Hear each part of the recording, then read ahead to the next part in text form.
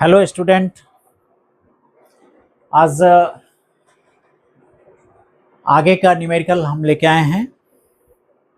कल पिछले लेक्चर में दो न्यूमेरिकल छूट गया था जो हम लोगों ने निर्धारित किया था चर्चा के लिए। तो पहले इस दोनों को सॉल्व करेंगे, उसके बाद फिर 4 न्यूमेरिकल और लेंगे जो 2 साल पहले एडवांस में पूछा गया है।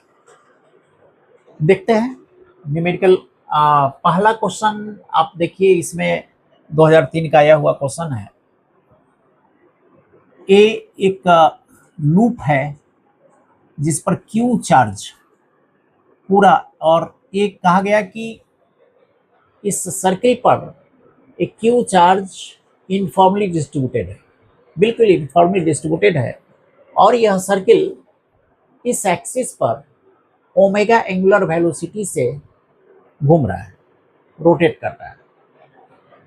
इस एक्सिस को, इस एक्सल को दो थ्रेड से, दो स्ट्रिंग से यहाँ पे टांगा गया है, जिसका टेंशन T0 और T0 है।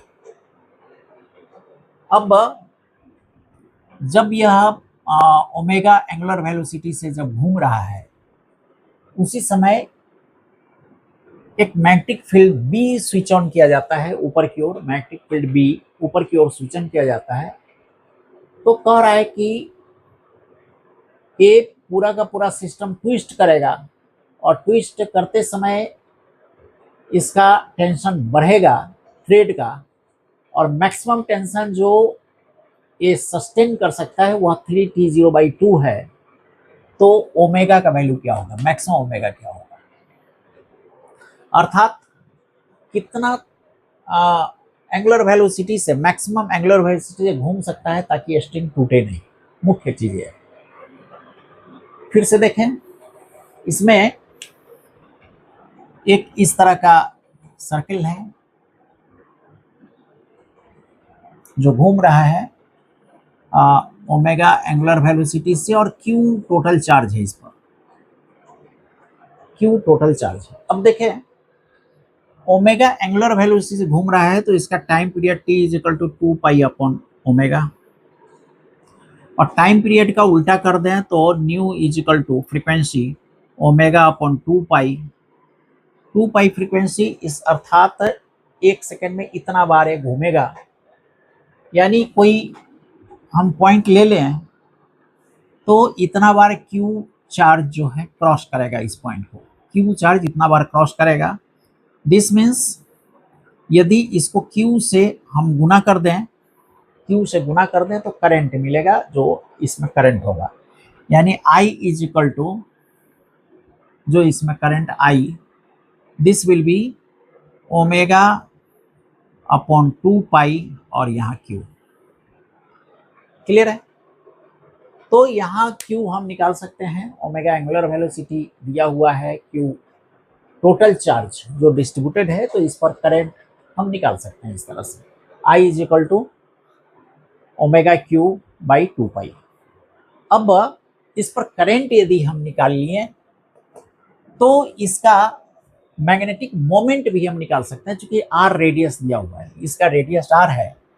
यानी magnetic moment will be magnetic moment of circular current loop M =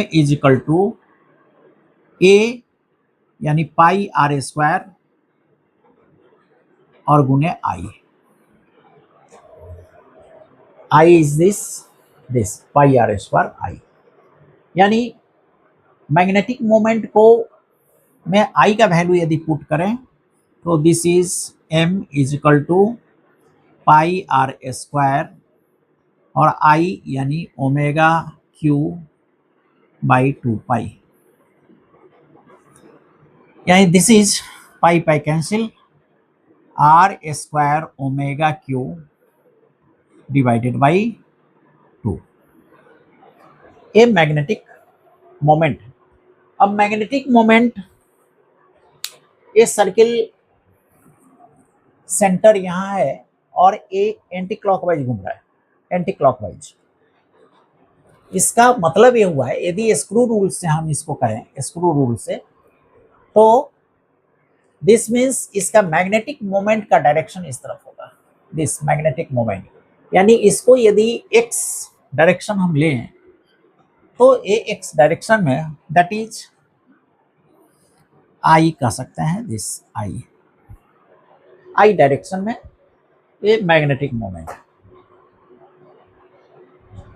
अब मान लीजिए कि इसका मास m है, टोटल मिला के एक्सल ए सब मिला के m मास है, तो 2t0 is equal to mg, force चूंकि बैलेंस कर रहा है, 2t ऊपर लग रहा है, 2t और mg बैलेंस कर रहा है, तो 2t is equal to mg। Clear है? अब इस मैग्नेटिक फील्ड को स्विच ऑन किया जाता है। मैग्नेटिक फील्ड को जैसे स्विच ऑन किया जाएगा, देख रहे हैं कि m जो मैग्नेटिक मोमेंट है उसका डायरेक्शन ए है और मैग्नेटिक फील्ड का डायरेक्शन ऊपर, यानी मैग्नेटिक फील्ड का डायरेक्शन ऊपर की ओर है और मैग्नेटिक मोमेंट जो सर्किल पर है, मैग्नेटिक मोमेंट का डायरेक्शन है। टाउ हम लिखते हैं m cross B,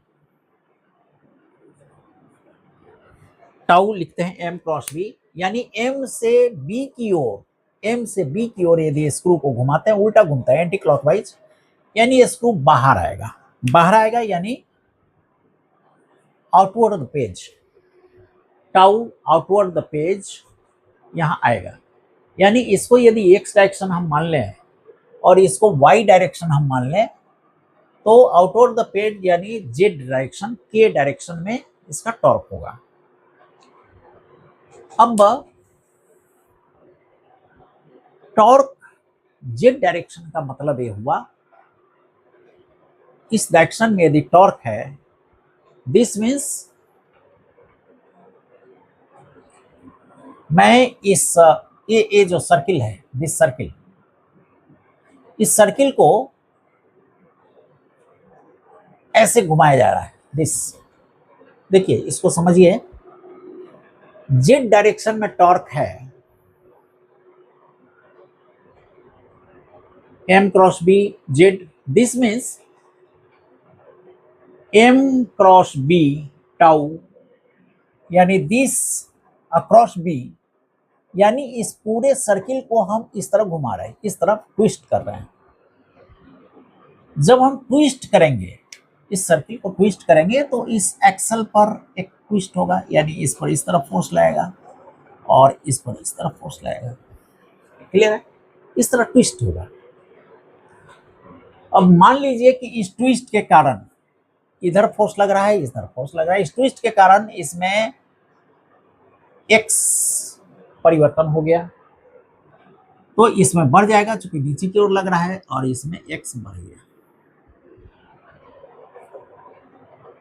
m cross b के कारण, m क्रॉस b के कारण एक टॉर्क लगा, टॉर्क इसको घुमाना चाहता है, और घुमाने के क्रम में सपोज x, तो x इधर लाएगा, यानी t0 माइनस x ये हो जाएगा, t प्लस x हो जाएगा।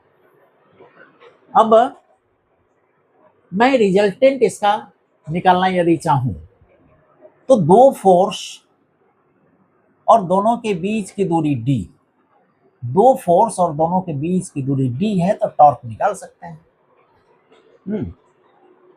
टॉर्क निकाला जा सकता है।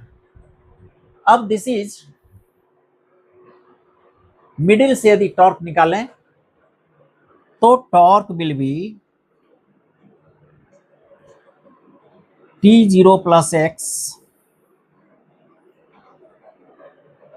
ऊपर की ओर, t0 plus x d/2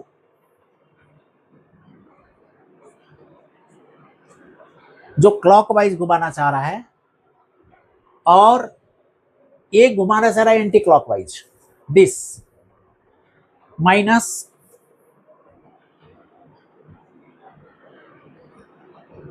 t0 minus x into d/2। Clear है? टोटल टॉर्क, टॉर्क ऐसे ऐसे दोनों तरफ, तो total torque will be this. और यह टॉर्क इसके यदि बराबर हो जाए, यह टॉर्क इसके यदि बराबर हो जाए, बराबर हो जाए क्या, बराबर होगा ही, हाँ, तो हम देख लेंगे मैक्सिमम टेंशन क्या हो सकता है। तो this is T0 d by two minus T0 d by two cancel हो जाएगा, x d by two plus x d by two यानी x into d, torque x into d. अब यहां का टॉर्क निकाल ले m क्रॉस b में, tau is equal to m this is equal to r square omega q by two i cross b j की ओर है, यानी b that is b j। Clear? यानी इस दोनों को हम केवल मैग्नीट्यूड की बात करें तो that is are square omega Q B by two. अब ये दोनों बराबर होगा, ये दोनों बराबर होगा तो एक इक्वेशन हमें मिलेगा। चलिए दिस 1 मान लें और ये 2 मान लें। अब दोनों को इक्वेट करते हैं, 1 plus 2 that is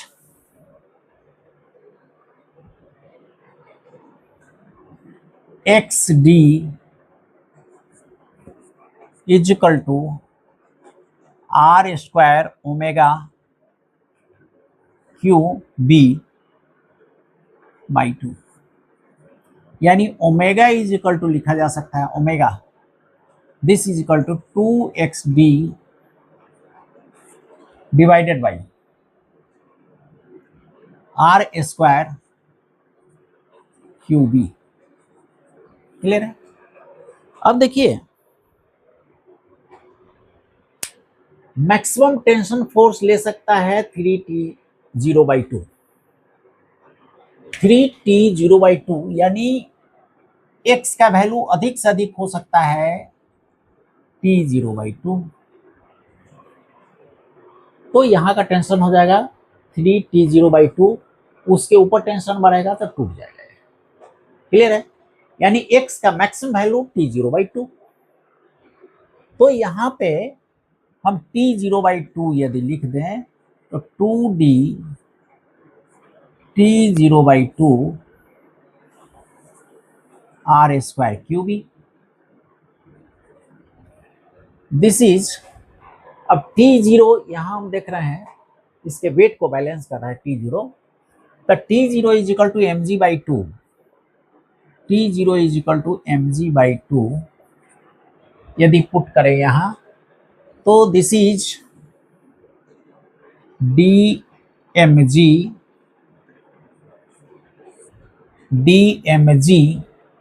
by two R square Q B, this is omega. यानी मैक्सिमम वैल्यू ऑफ ओमेगा यही होगा, मैक्सिमम वैल्यू ऑफ ओमेगा, ताकि ये स्ट्रिंग टूटे नहीं। क्लियर हो रहा है? इसको फिर से देखिए, एक रिंग है, ओमेगा एंगुलर वेलोसिटी चल रहा है, क्यू टोटल चार्ज है, तो पहले हम इसका करंट निकालते हैं। करंट इतना हम निकाल लिए, करंट निकाल के फिर इस सर्कुलर करंट का हम मैग्नेटिक मोमेंट निकालते हैं। तो इसका moment m is equal to A यानी pi r square into I, ये डाल के हम मोमेंट निकाल लिए इसका।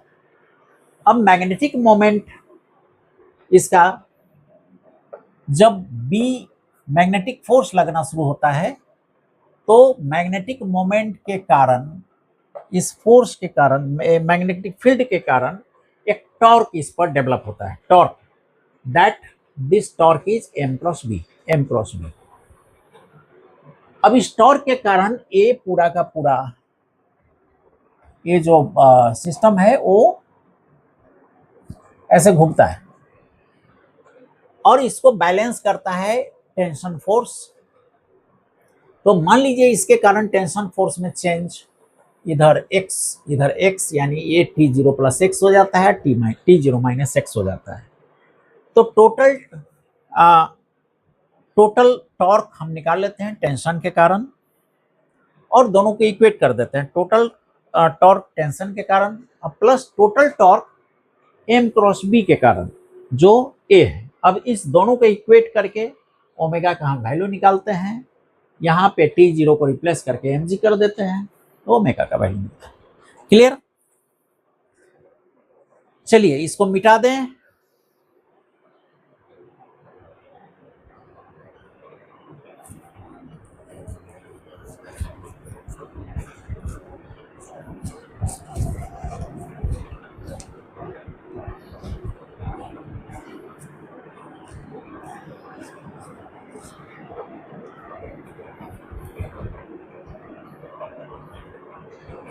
नेक्स्ट क्वेश्चन, ये 2002 का क्वेश्चन है और इसमें एक कह रहा है कि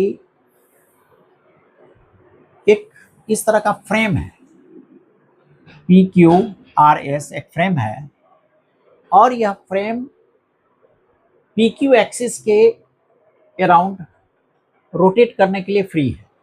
एक मिनट,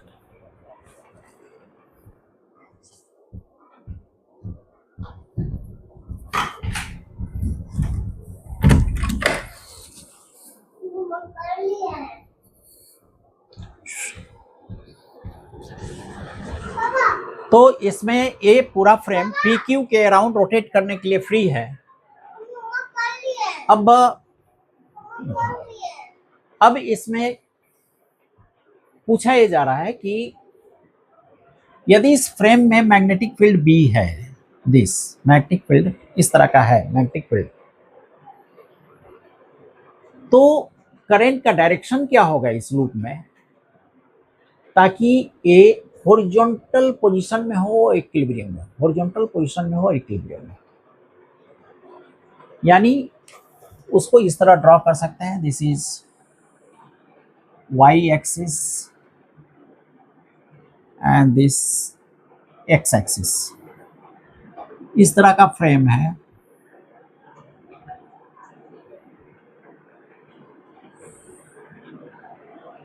इसका लंबाई है a, b, इसका मास है m और यह है PQRS A0। अब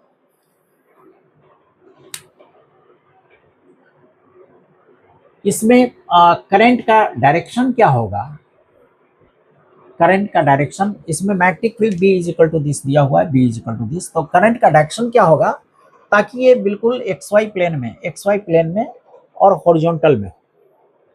अब देखिए ये हॉरिजॉन्टल में है, ये हॉरिजॉन्टल में केवल तभी होगा जब इसका वेट जो नीचे काम कर रहा है उसको बैलेंस करने के लिए ऊपर में कोई फोर्स लगे। दूसरे शब्द में कि इसके वेट के कारण जो टॉर्क लग रहा है इस पर, इसके अराउंड OY के अराउंड एक टॉर्क लग रहा है, उस टॉर्क को बैलेंस करने के लिए एक टॉर्क इस पर लगे इस करंट और मैग्नेटिक फील्ड के कारण।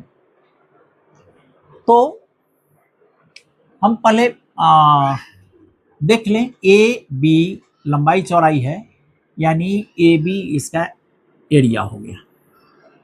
यदि I करंट फ्लो हो रहा है तो I यानी this will B M, A into I M। अब इसका डायरेक्शन डिपेंड करता है करंट के डायरेक्शन पर। यदि करंट इस तरफ पे होगा दिस वे, तो M का डायरेक्शन इनटू द प्लेन होगा, और यदि इस तरफ हो तो M का डायरेक्शन आउटवर्ड द प्लेन होगा। तो किसी भी डायरेक्शन में मान सकते हैं। एज्यूम कर लीजिए, मान लीजिए कि ये एंटी क्लॉकवाइज करंट है। सपोज करंट का डायरेक्शन इस तरह है, इस तरह जब करंट का डायरेक्शन होगा तो यहां पर m का जो डायरेक्शन होगा वो आउटवर्ड होगा। क्लियर है? m का डायरेक्शन आउटवर्ड होगा, यानी x y और z यानी k के डायरेक्शन में प्लस z के डायरेक्शन में इसका डायरेक्शन होगा। चलिए, अब इसका मास यदि m है तो इसका मास के कारण इसका वेट काम करेगा, इसके मास के कारण वेट नीचे की ओर काम करेगा। क्लियर है?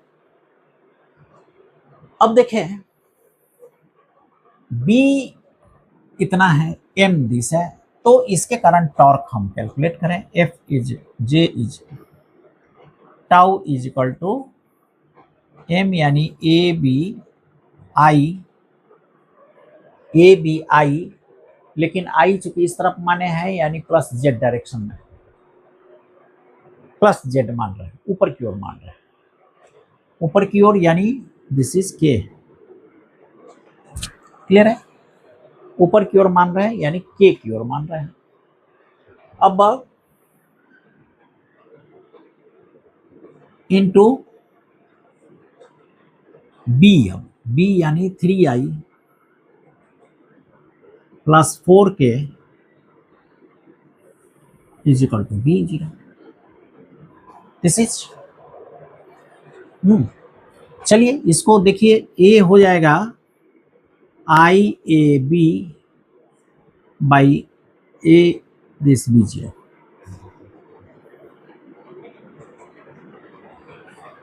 के क्रॉस आई, अब इस तरह का सर्किल बनाइए, आई जे और के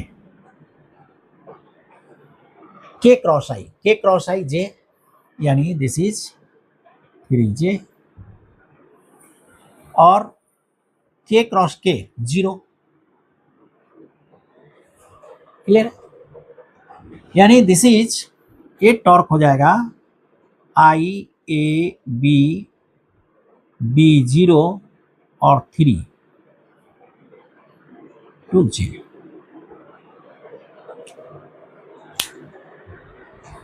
इस टॉर्क का डायरेक्शन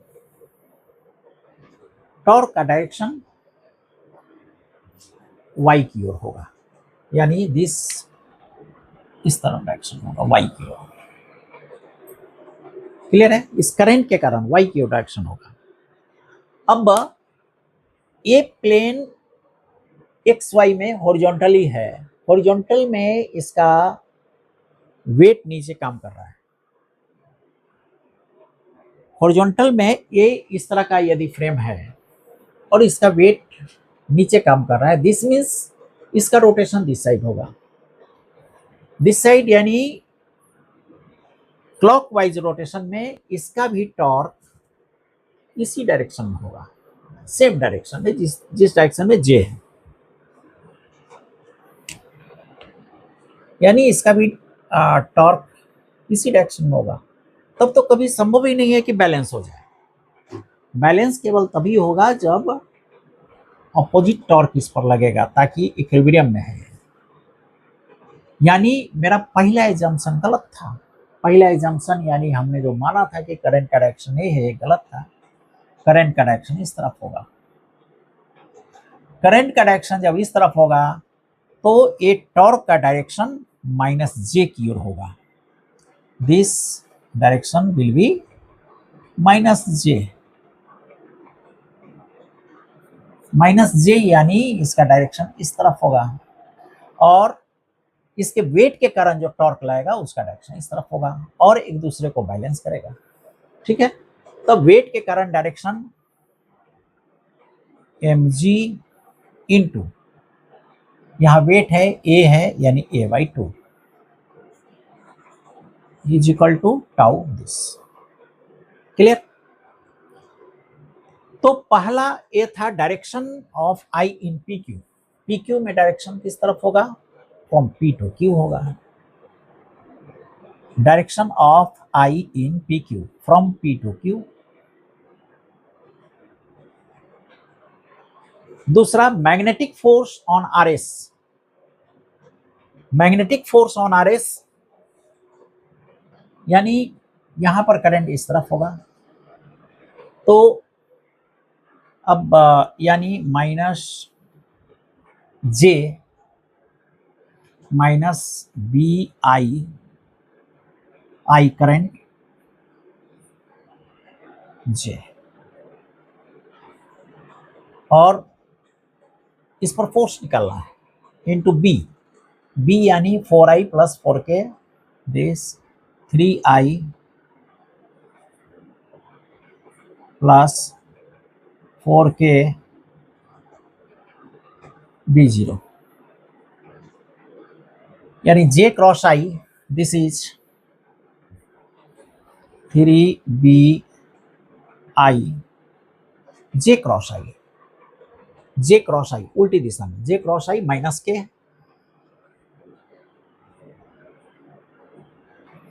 और bi टू दिस यानी माइनस 4bi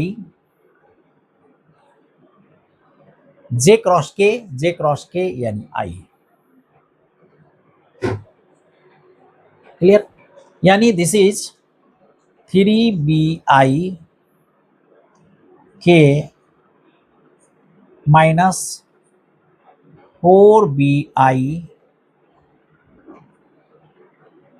दिस i।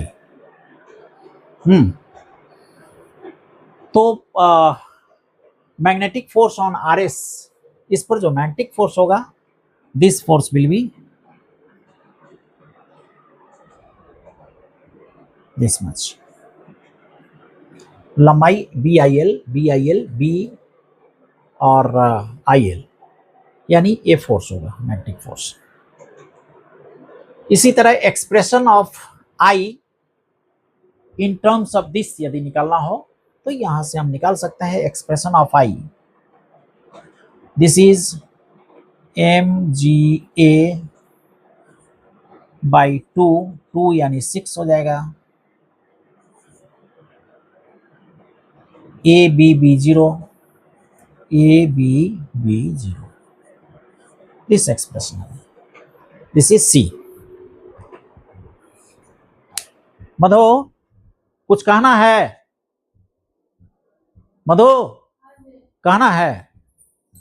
जुम्मा जाना है? बाहर हो रहा है, 4 लोग हैं, पता नहीं ना, छोड़िए मत जाइए, 4 आदमी में नहीं होगा, वर्षा में कैला भीगेगा। अब नेक्स्ट क्वेश्चन लेते हैं, 2 क्वेश्चन, एक जो पिछले लेक्चर का बाकी था, चलिए इसको मिटा दें।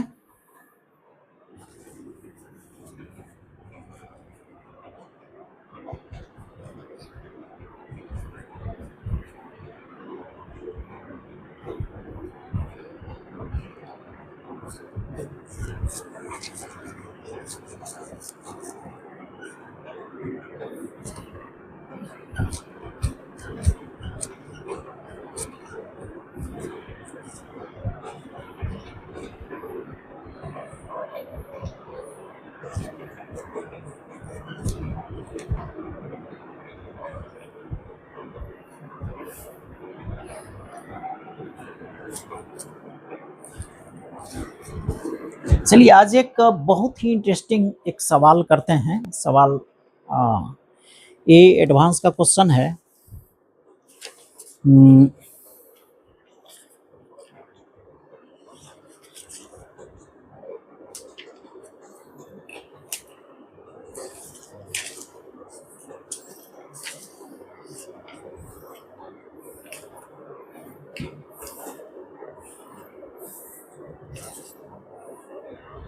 देखिए क्वेश्चन इस प्रकार का है कि एक एल लंबाई का वायर है और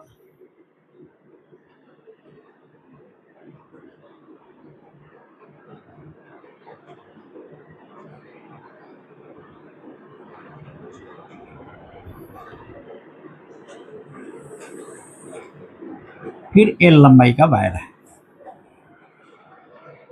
इसमें एक करंट फ्लो हो रहा है इस तरह, बीच में क्या होता है कि बीच में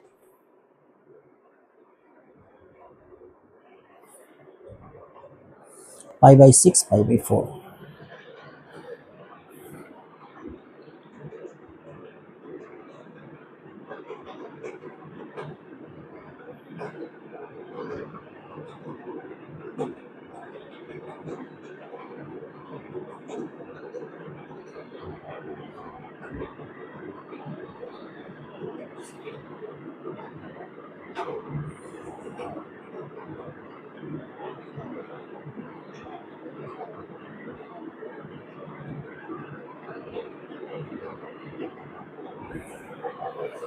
ये आर रेडियस का दो आर्क है, this R and this R, और ये एंगल यहाँ पे ये बना रहा है π/6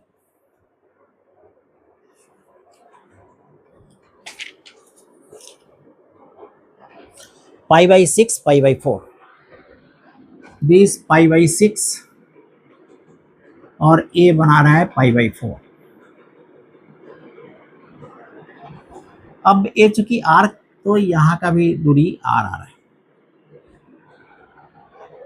आई करंट यहाँ से फ्लो होता है, दिस आई, और करंट इस डायरेक्शन में जाता है, करंट ऐसे आता है, ऐसे आता है, और दिस करंट चला जाता है। इस तरह का करंट फ्लो है। अब कह रहा है कि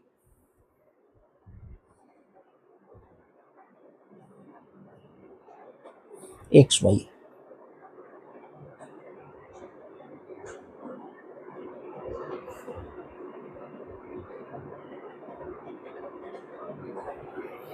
ये पूरा का पूरा एक्स वाई प्लेन में है, दिस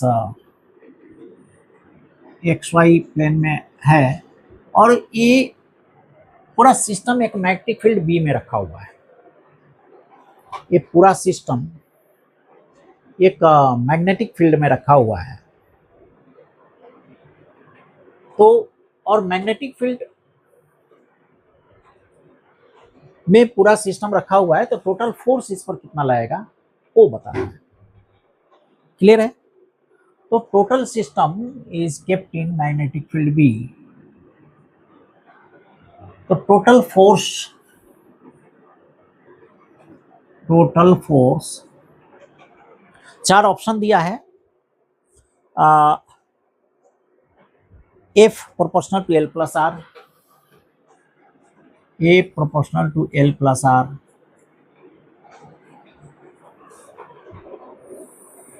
दूसरा है अच्छा B is along Z,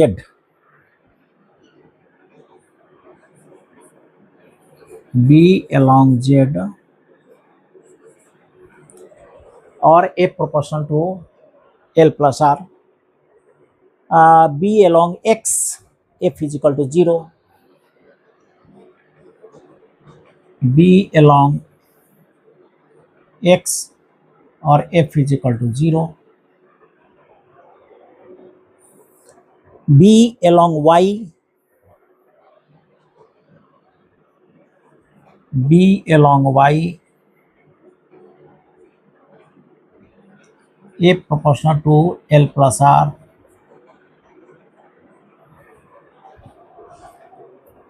और B along Z, F is equal to 0, B along Z और F is equal to 0। A B C है, A B C D, इसमें से एक से अधिक सही हो सकता है। ये 2015 का एडवांस का सवाल है, 2015 एडवांस। ओके,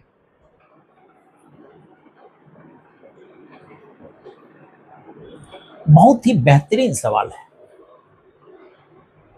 अब मैग्नेटिक फील्ड किस तरह रखा जाए इसमें, सबसे पहला यह है कि मैग्नेटिक फील्ड किस डायरेक्शन में होगा, एलोंग जेड होगा, एलोंग एक्स होगा, एलोंग वाई होगा, या एलोंग जेड होगा।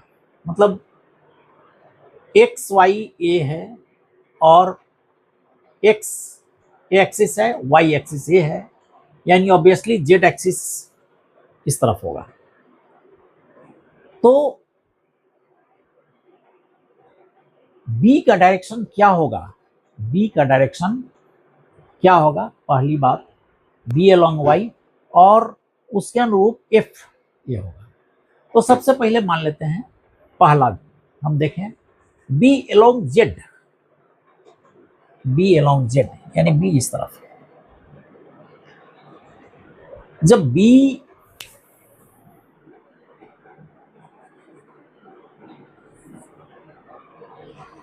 जब आउटवर्ड द प्लेन है तो इस पर लगता हुआ फोर्स यदि हम निकालें दिस, तो आई और बी यानी नीचे की ओर फोर्स लगेगा, फोर्स नीचे लगेगा, इस पर भी नीचे फोर्स लगेगा। लेकिन यहां का फोर्स कैलकुलेट करने में प्रॉब्लम थोड़ा होगा, क्योंकि ए आर्क है, ए फिर डिफरेंट एंगल बना रहा है, बहुत सारा एंगल दिया है।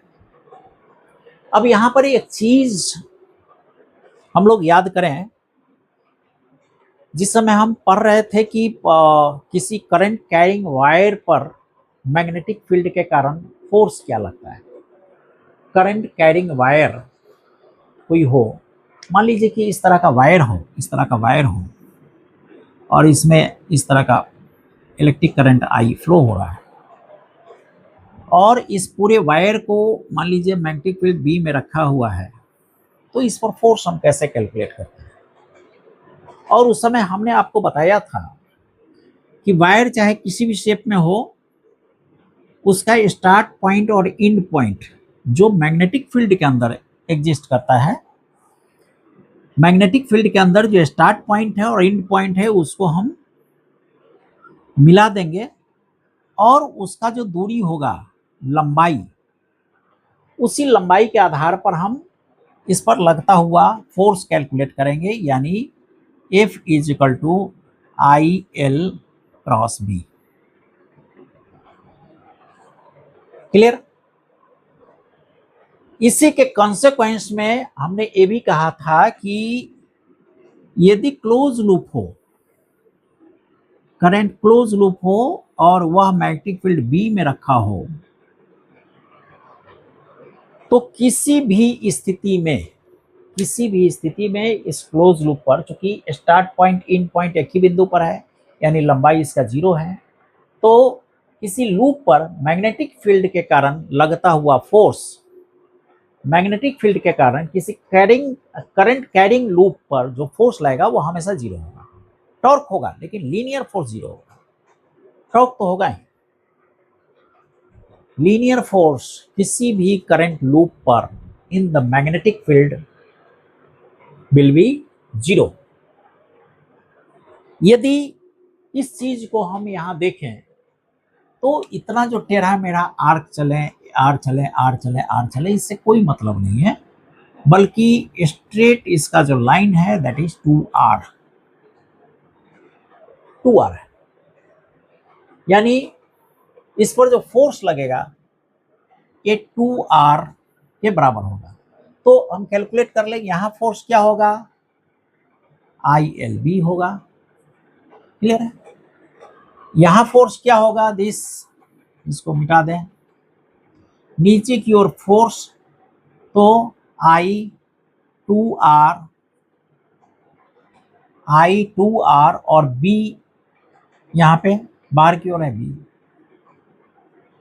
यहां फोर्स क्या होगा, दैट इज ILB। क्लियर है?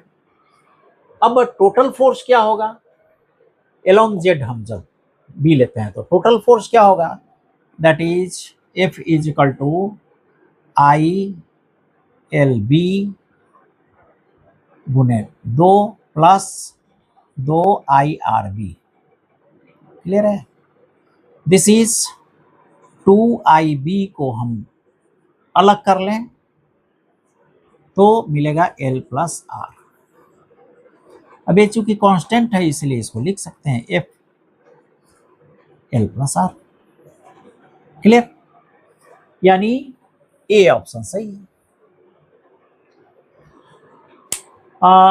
दूसरा देखें, इसको मिटा दें बीच में।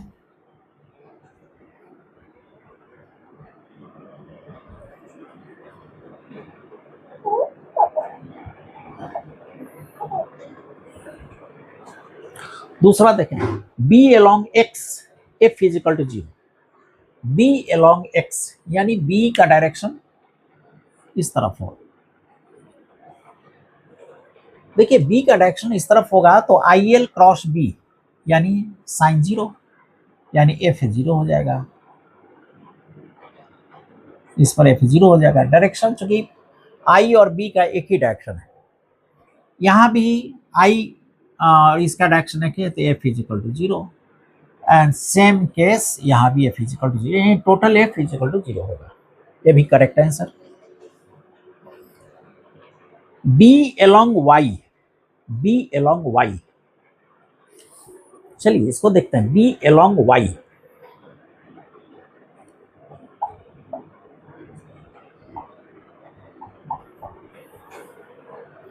बी ऊपर की ओर है,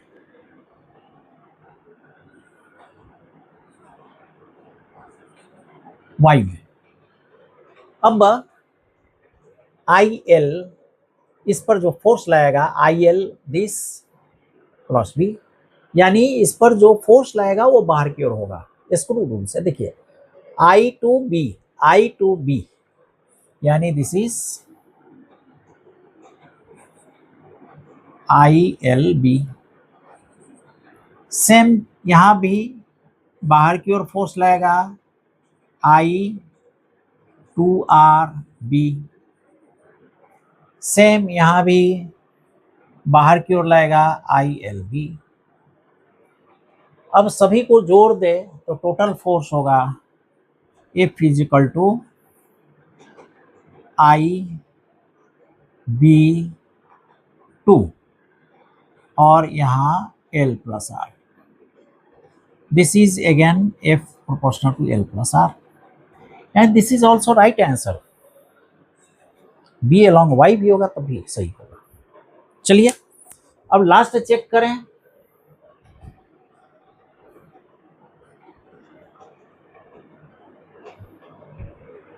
B along Z F is equal to 0।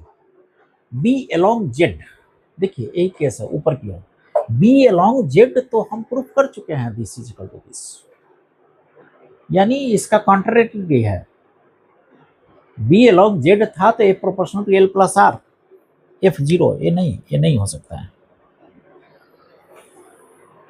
Clear, मैं समझता हूँ ये 2015 एडवांस का सवाल है, बहुत ही अच्छा सवाल है और कॉन्सेप्ट के आधार पर है, लेकिन इसको भूलेंगे नहीं आप। वायर का शेप चाहे जो हो मैग्नेटिक फील्ड के अंदर, उस पर लगने वाला फोर्स डिपेंड करता है उसका स्ट्रेट लेंथ से। स्ट्रेट लेंथ यानी स्टार्ट पॉइंट एंड पॉइंट को मिलाइए, जो लंबाई होगा उसी के अनुसार उस पर फोर्स लगेगा। मिटा दो।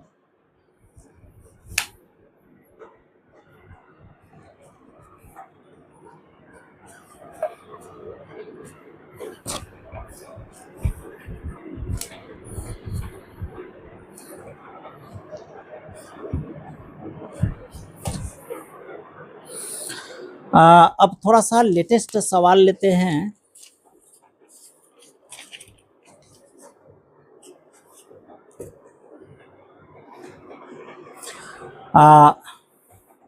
एक सवाल है, एक अल्फा पार्टिकल और एक सल्फर का सिंगली चार्ज पार्टिकल है, दो पार्टिकल इसमें है। एक अल्फा पार्टिकल है, अल्फा पार्टिकल में दो चार्ज है और एक सल्फर है जिस पर सिंगल चार्ज है। इसका मास 4a म्यू यानी 4m मान लीजिए और इसका 32m। यहाँ का चार्ज 2q और यहाँ का चार्ज q। अब इसमें कहा जा रहा है कि initially at rest, they are accelerated through the potential V and then allowed to pass into a region of uniform magnetic field which is normal to the velocity of particle. Within this region, the alpha particle and sulfur ion move in circular orbit of R0 and Rs respectively. The ratio of this, देखिए इस दोनों को भी potential में accelerate किया जाता है, भी पोटेंशियल में इसको एक्सेलरेट किया जाता है। एक्सेलरेट करने के बाद जो स्पीड प्राप्त होता है उसी स्पीड से इसको मैग्नेटिक फील्ड में, एक मैग्नेटिक फील्ड इस तरह का है जो इसके वेलोसिटी के परपेंडिकुलर है, इसके वेलोसिटी के परपेंडिकुलर कोई मैग्नेटिक फील्ड है और उसमें उसको डाला जाता है। चलिए दिस मान लीजिए मैग्नेटिक फील्ड है, ये मैग्नेटिक फील्ड है और इस पर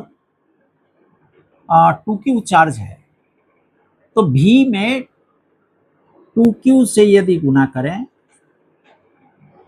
v इंटू क्यू यानी पोटेंशियल एनर्जी है PE, v into 2q potential energy यानी टोटल एनर्जी इसका है। अब यह पूरा का पूरा एनर्जी काइनेटिक में चेंज होगा जैसे जैसे स्पीड बढ़ेगा, तो this is equal to half 4m, mass 4m है और मान लीजिए v अल्फा है इसका velocity, v alpha square. Exact इसी तरह यहाँ भी vq जो एनर्जी है potential energy, this is equal to half 32m और इंटू v s का होल स्क्वायर। क्लियर है? यानी यहां पर v अल्फा स्क्वायर होगा, v alpha square is equal to 4vq divided by 4m, 4vq divided by 4m यानी vq upon m, v alpha square is equal. इसी तरह vs square is equal to 2vq और 32m यानी this will be vq by 16m। Clear है? अब देखिए alpha particle इस velocity से v अल्फा से और सल्फर पार्टिकल vs से इस मैग्नेटिक फील्ड में प्रवेश करता है। अब मैग्नेटिक फील्ड में जब प्रवेश करेगा, चूंकि परपेंडिकुलर है तो इस पर एक फोर्स लगेगा और फोर्स का जो Q v क्रॉस b से लेते हैं, इस तरह का फोर्स कैलकुलेट करते हैं इससे। तो यहां हम फोर्स कैलकुलेट करेंगे, this will B total charge 2q, तो 2q total charge b alpha cross b। इसी तरह इसका जब हम कैलकुलेट करेंगे,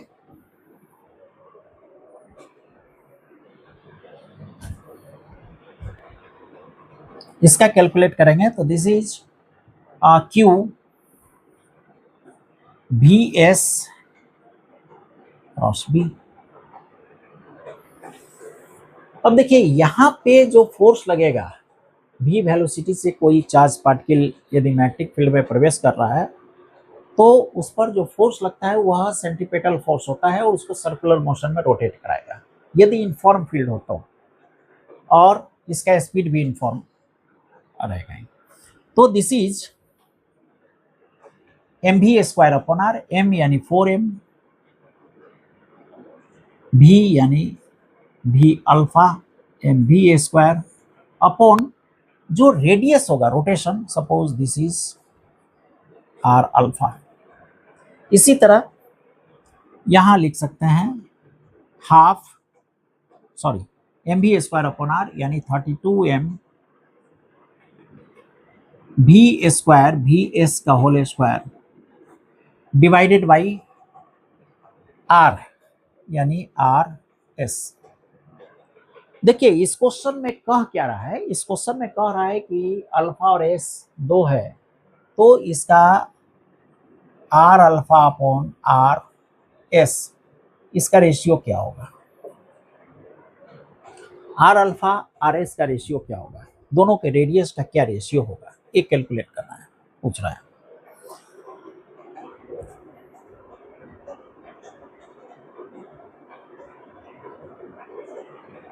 ओके अब देखें, इस दोनों को एक दूसरे से डिवाइड यदि कर दें, हम एक दूसरे से डिवाइड कर दें तो दिस क्यू कैंसिल होगा, बी कैंसिल होगा, यहां पर आ जाएगा 2b अल्फा, क्यू भी कैंसिल हो जाएगा अपॉन भी S is equal to 4m 32m भी। ओके थोड़ा सा ज़्यादा हो गया। ओके अभी रुकिए, एक भी अल्फा को हटा दीजिए पहले,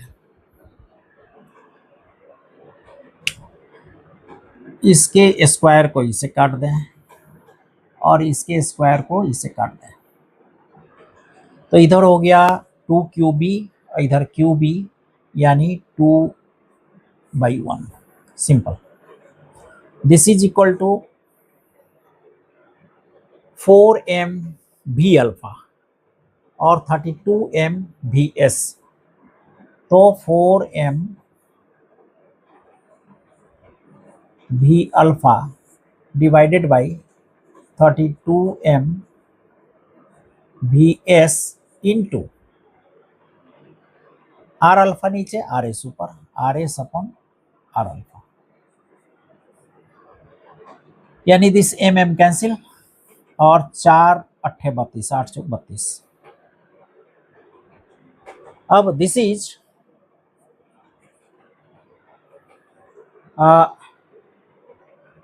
2/1। अब 2/1 यहाँ पे R alpha upon R S का हम वैल्यू निकालते हैं, R alpha upon R S is equal to this, इधर ले आए भी अल्फा डिवाइडेड बाई 2, 8 दूना 16 भी एस। देखिए R alpha by R S, ये नीचे गया 8 दूना 16, 16 भी alpha upon 16 V S. Clear. अब भी अल्फा अपॉन भी एस, यहां देखिए इसको यदि अंडर रूट कर दें तो V alpha V Q by this, यानी this is equal to root V Q Q, root V Q divided by root M into root V Q divided by 16m यानी 4m। एक काट सकते हैं this ऐसे, यानी 4 आया, दिस इज 4, यानी R alpha upon R S दोनों के रेडियस का रेशियो 4 के बराबर होगा। क्लियर है, यानी अल्फा का रेडियस ज्यादा होगा सल्फर के रेडियस की तुलना में। क्लियर है। प्रश्न यही था कि अल्फा और सल्फर दो पार्टिकल है, ये डबली चार्ज है, सिंगली चार्ज है, दोनों का मास इस तरह है, तो पहले भी पोटेंशियल लगाया जाता है दोनों पर, और जो स्पीड बनता है उस स्पीड के साथ इस मैग्नेटिक फील्ड में जो बी मैग्नेटिक फील्ड है, बी है, बी में प्रवेश करता है, तो जो सर्किल बनाएगा उसका रेडियस का रेशियो क्या होगा। ये 2021 एडवांस का सवाल था, मैं समझता हूँ क्लियर हो गया होगा। मिटा दूं,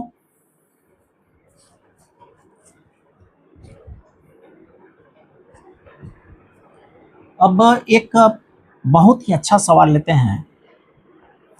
इस सवाल में स्टूडेंट को भटकाने का बहुत प्रयास किया गया। इसके पहले भी हमने सवाल देखा था जिसमें काफी डेटा दिया हुआ था जो यूजलेस था, उस डेटा का कोई मायने मतलब नहीं था। एक्चुअली स्टूडेंट को डिस्ट्रैक्ट करने के लिए इस तरह का डेटा आईआईटी में सेट किया जाता है।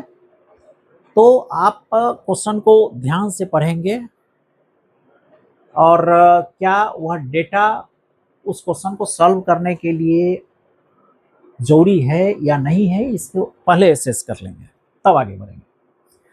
देखिए, इसी तरह का एक सवाल पूछा गया है 2021 एडवांस में। 2021 एडवांस में बहुत सारा डेटा दिया गया। एक वायर है जिसका रेसिस्टेंस 0 है और वह वायर का यह क्वालिटी है कि उसका लूप यदि बना दिया जाए और किसी मैग्नेटिक फील्ड में हम रखते हैं या किसी तरह से उसके वायर के अंदर के मैग्नेटिक फील्ड में बदलाव का प्रयास करते हैं तो उस वायर में एक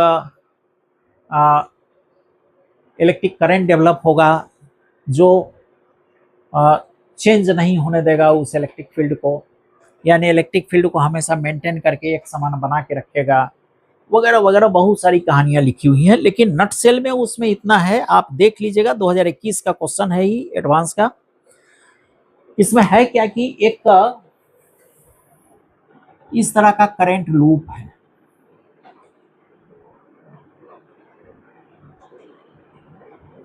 इस तरह का करंट लूप है। मान लीजिए इस लूप का रेडियस है आर। ओके, इस करंट लूप का रेडियस है ए और इस लूप से आर डिस्टेंस पर एक मैग्नेटिक डायपोल एम है।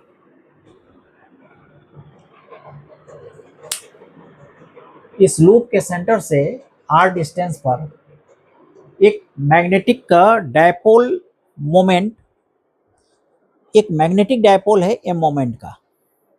तो when the dipole is placed at r from the center of the loop, the current induced in the loop will be proportional. Okay. तो पूछ रहा है कि इस मैग्नेटिक डायपोल के कारण इसमें कितना करंट इंड्यूस होगा, इस लूप में कितना करंट इंड्यूस होगा। बहुत सिंपल सवाल है, हालांकि दो पार्ट में सवाल है। एक पहला सवाल हम लोग देख रहे हैं, ये उसमें था, जो भी हो, एक पैसेज था, पैसेज में दो सवाल था, जिसमें पहला सवाल ये है कि ए रेडियस का लूप है कंडक्टिंग वायर, आर डिस्टेंस पर एक एम मैग्नेटिक डायपोल रखा गया है, तो इसके कारण कितना करंट डेवलप होगा। क्लियर। अब देखिए, इसको बनाने के लिए थोड़ा सा एक चीज जिस समय हम लोग कैलकुलेट कर रहे थे कि magnetic field on axis of a circular current में हम लोगों ने देखा था कि इस तरह का एक सर्कुलर करंट है जिसका रेडियस आर था, सर्किल का आर। तो इससे एक्स दूरी पर यदि पॉइंट पी है, पॉइंट पी, तो इस पॉइंट पी पर जो मैग्नेटिक फील्ड था बी,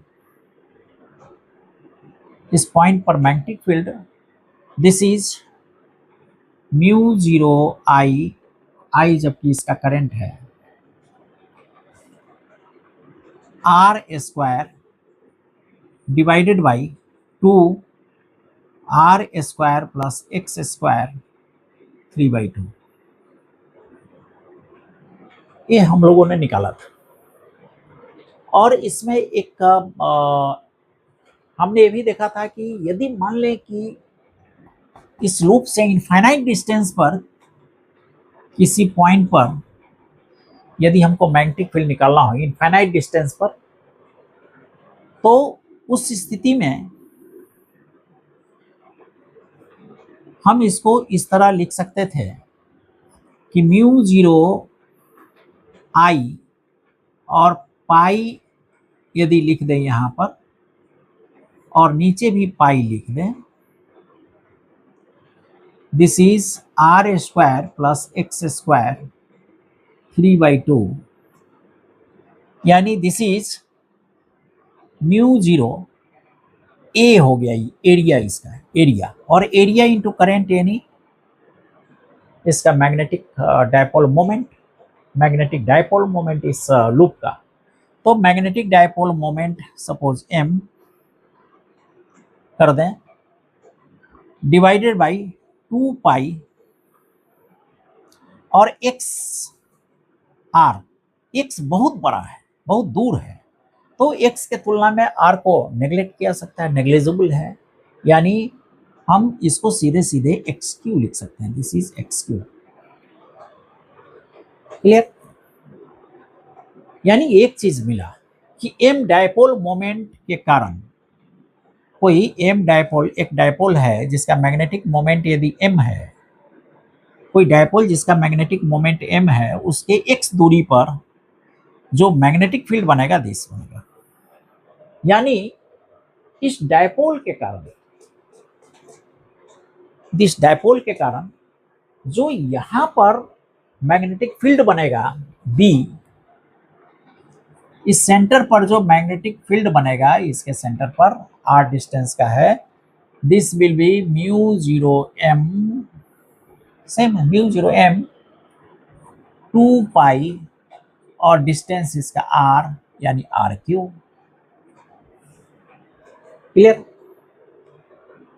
इस m के कारण r डिस्टेंस पर इस लूप के सेंटर पर जो मैग्नेटिक फील्ड बनेगा वो इतना बनेगा। अब इस मैग्नेटिक फील्ड जो बन रहा है इस m के कारण, इसको काउंटर करने के लिए एक करंट इसमें डेवलप होगा। मान लीजिए कि इसमें करंट I डेवलप होता है, सपोज कि करंट I इसमें डेवलप होता है, तो करंट I के कारण जो मैग्नेटिक फील्ड जीरो पर बनेगा, simple x equal to zero करके निकाल सकते हैं, x इजिकल टू जीरो करके एक फॉर्मूला, यानी यहां पर उसके कारण मैग्नेटिक फील्ड यदि BM हम शो करें और इसके कारण मैग्नेटिक फील्ड यदि B लूप एट सेंटर, तो B loop equal to mu zero I R square नीचे कट जाएगा 2R, R नहीं, रेडियस है A, यहां पर radius A 2A mu zero I divided by 2A। अब इसमें चूंकि जितना इसके कारण मैग्नेटिक फील्ड बनेगा, उस मैग्नेटिक फील्ड को न्यूट्रलाइज करेगा यह करंट डेवलप करके अपने में, इसलिए दिस इजिकल टू दिस। अब दोनों को यदि बराबर करें, mu zero m by 2 pi R Q equal to mu zero I divided by 2A, then I is equal to निकाल सकते हैं, mu zero cancel, 2 cancel, I is equal to MA divided by pi R Q. यानी अब देखिए इसमें 4 option दिया है, 4 option में एक है M by R Q, B है M square by R square, M square by R square, C है M बाई R स्क्वायर, और D है M square by R।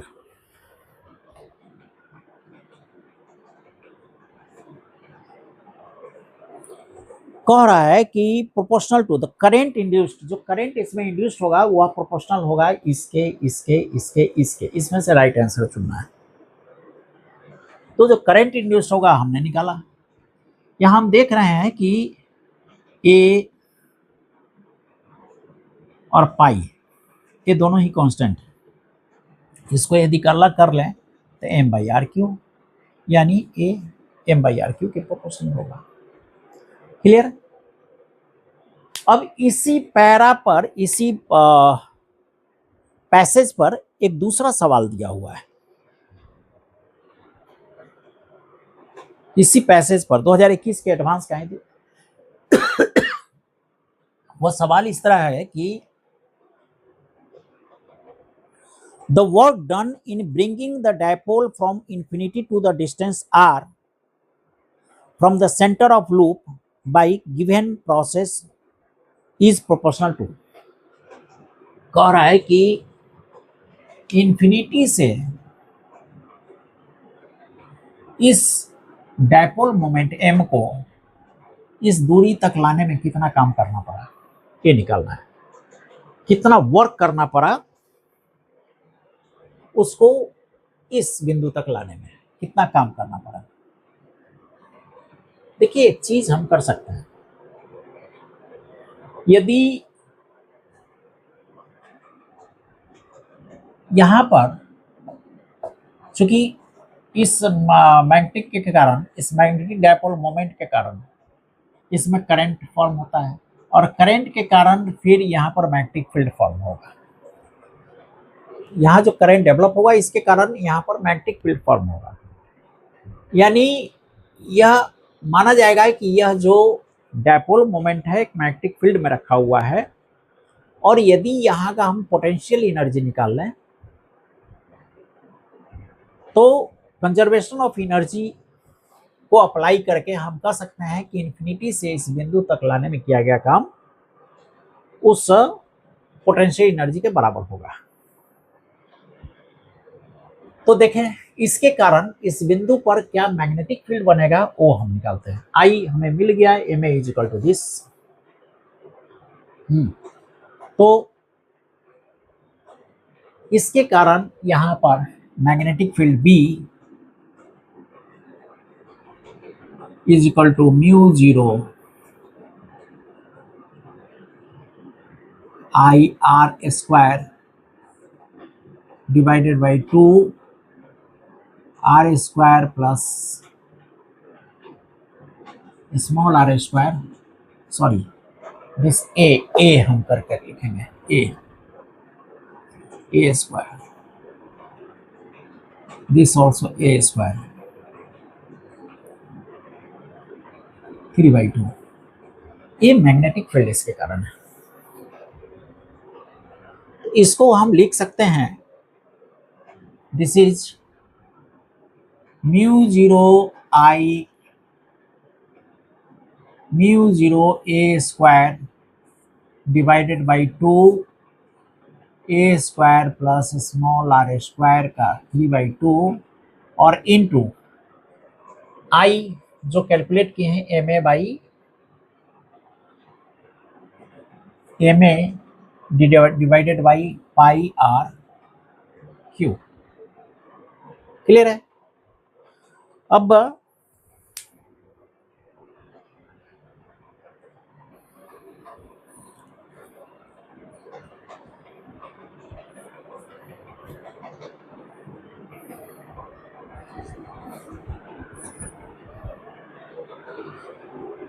B, यहां पे मैग्नेटिक फील्ड हम निकाल दिए, यानी मैग्नेटिक फील्ड होगा दिस इज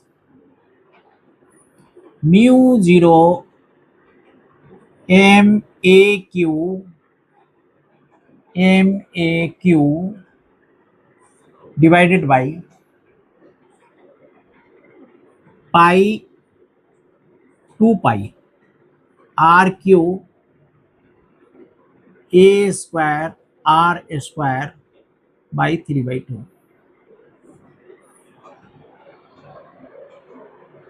क्लियर है दिस। अब चलिए ओके। अब देखिए एम यहां पर मैग्नेटिक फील्ड है, एम डायपोल मोमेंट है, एम डायपोल मोमेंट, और इसके कारण जो मैग्नेटिक फील्ड बना उसका वैल्यू हम निकाल दिए। तो इस बिंदु पर यदि पोटेंशियल एनर्जी हम निकालना चाहें तो this is minus M dot B. याद कीजिए जैसे डायपोल, चूंकि डायपोल है, डायपोल इलेक्ट्रिक डायपोल भी रखते थे तो उसको P से डिनोट करते थे और उसका potential energy P dot E निकाले थे हम लोग। यानी E इलेक्ट्रिक फील्ड में कोई P इलेक्ट्रिक डायपोल रखा हो तो उसका potential energy P dot E। इसी तरह यदि मैग्नेटिक फील्ड B में कोई मैग्नेटिक डायपोल मोमेंट M रखा हो तो उसका potential energy M dot B। तो इसका पोटेंशियल एनर्जी हम लोग निकाले, this is M into this, यानी यहाँ पे हम लिख सकते हैं mu 0 AQ M square divided by 2 pi RQ A square. अब देखिए यदि यह रेडियस चूंकि इंफिनिटी से M पर ला रहा है, बहुत बड़ा है, if R is very very much greater than A,